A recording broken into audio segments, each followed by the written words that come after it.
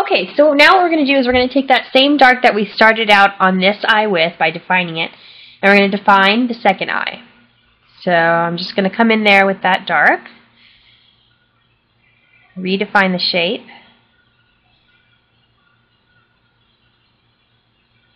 just like so. And now that we have this eye done, what we can do is, if necessary, if it'll make it a little easier, sometimes it does, is we can use the color picker, because on this eye we were using more opaque colors. So if need be, I can come over here and make sure that these colors are exactly the same. And it looks like they are. Maybe even a little lighter. Okay.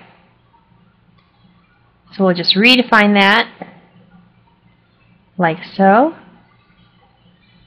And then we'll just go through the same steps that we did on the first eye. So we'll make sure that nose is drawn in there. We get a little shadow from that. Make sure that's defined.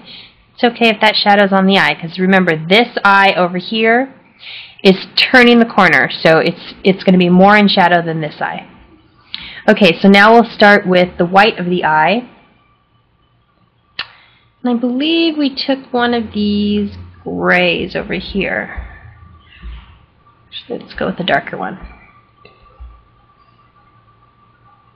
And we'll color that in.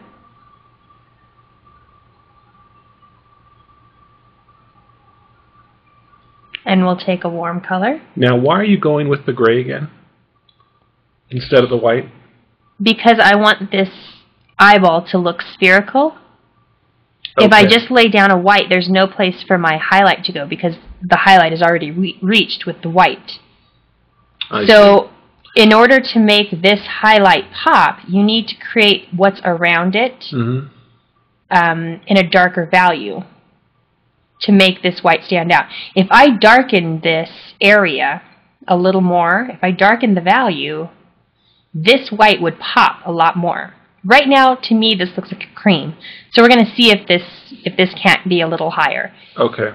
As a highlight. If not, then I think I'll darken this area a little more so it looks like that eyeball is wet. Okay, so I've added this gray over here. I think I'm going to add a little more blue to it. Just a touch. There we go. And just in case, I'll add a little more over here, just so that they match, just in case that color was a little off. We'll lower the opacity again just a little. See, so we can darken that, and already that highlight's lighter. Oh, yeah. Okay? Yeah. And don't worry about that. We'll go back and we'll adjust that eye as a whole. So then we'll take this peach color that we used, and I think it was something like one of these over here. But I'm going to use the color picker because I put it on pretty opaque. And now we'll just put that in the center there. Okay, now you see how it still has that darker value underneath, which is what we want. We want that layered effect of color. Okay, we don't just want one color put down and then that's it. We want to layer them. Okay, I'm going to go over here. I'm going to choose, let's see, how about one of these yellows? And I'm going to lower the opacity, and I'm just going to meet these two colors and values in the middle. So I'm going to give it a little yellow to meet the green to the peach. Okay? Now all I'm going to do is put that white highlight back in. We have a small brush.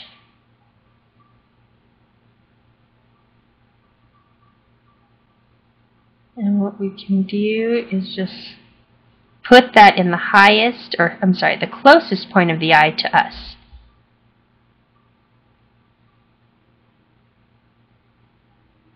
So now you see that the eye has a roundness to it. This area does. It goes from the warm to the light to the cool. So it turns the corner. That's what we want. Nice. Okay, now we'll do this iris here. So we'll take this same gray blue that we used before. And we'll raise the opacity. And notice I've never gone to 100% on my opacity. I've pretty much stayed below 70 for the most part. So we'll color this eyeball in. Do you like to work with the crosshair or the actual size of the brush? I prefer to use the size of the brush. Kind of like that? Yes, okay. I prefer that. And how did you do that? You can switch back and forth between the crosshair and the actual size of the brush by pressing the caps lock key on the keyboard. I know and a lot of times I prefer to see the size of the brush like you're seeing now, but for maybe some of those smaller areas, I don't really know. Some people might prefer the crosshair, a little plus symbol, or whatever you want to call it. But yeah, this way you can really see what you're working with, pretty much. Right. Yeah, I prefer to see where the brush is going to land. What the diameter of the brush is, so that I know how much it's going to cover.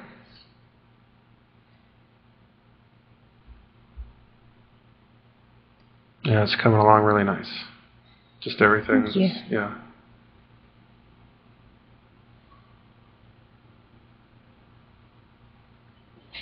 Can we look at the photo one more time? That is sure. Unbelievable. Just how everything, by using the visual representation, you have, everything's there already for you.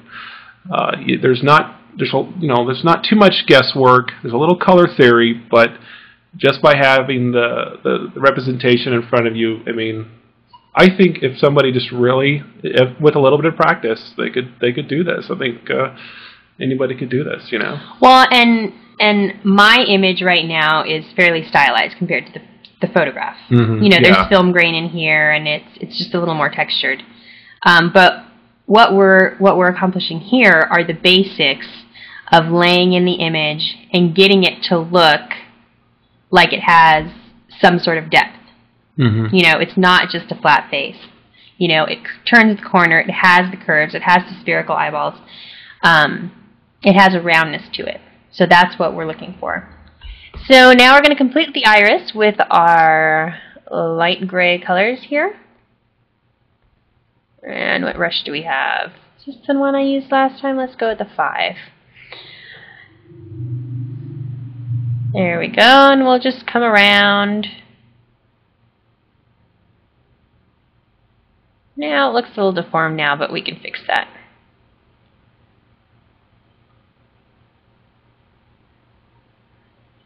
Okay, and then we'll use our more intense turquoise color. And we'll drag that around in certain places. You never want to use just one color on something.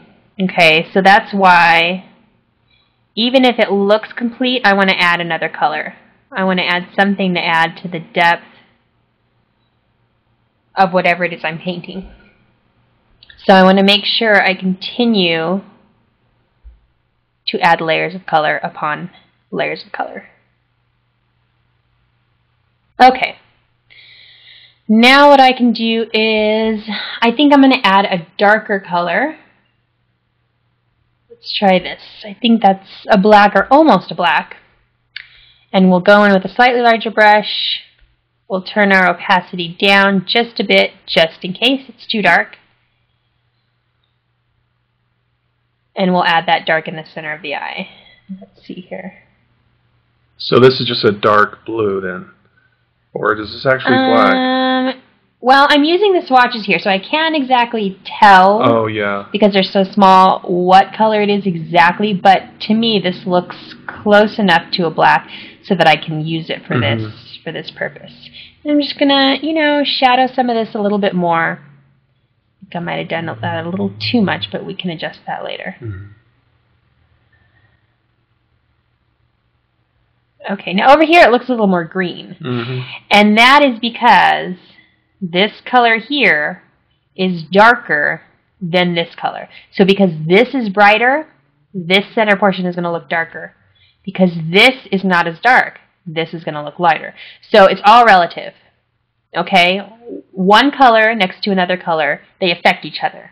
Okay? So whatever you put next to this black is going to affect it. It's going to make it look different. So if I put a white over here, this is going to look black. Mm-hmm. Okay? But we don't want that. This is the eye that's turning the corner. It's on the other side of the face. So we could even gradate this a little bit darker, and I think that's what we'll do with a very transparent color. You can see it barely did anything. Okay. I can just tell just a little bit. Yeah, it makes a difference. Just a tiny bit. You just want to add a little bit. Oh yeah, looks nice. Okay.